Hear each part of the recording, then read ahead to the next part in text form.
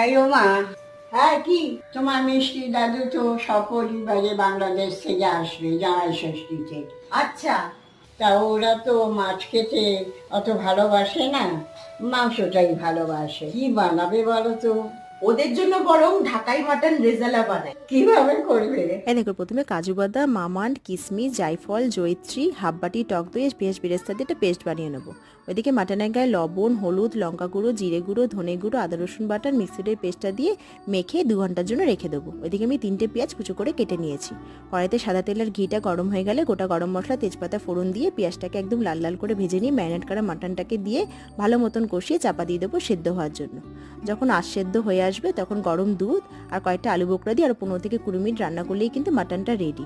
নামানোর আগে গরম মশলা গুঁড়ো, কয়েকটা কাঁচা লঙ্কা চিড়ে, 1 চামচ কেওড়ার জল আর পেঁয়াজ বেরেস্তা দিলেই কিন্তু রেডি ঢাকাই মাটন রেজালা।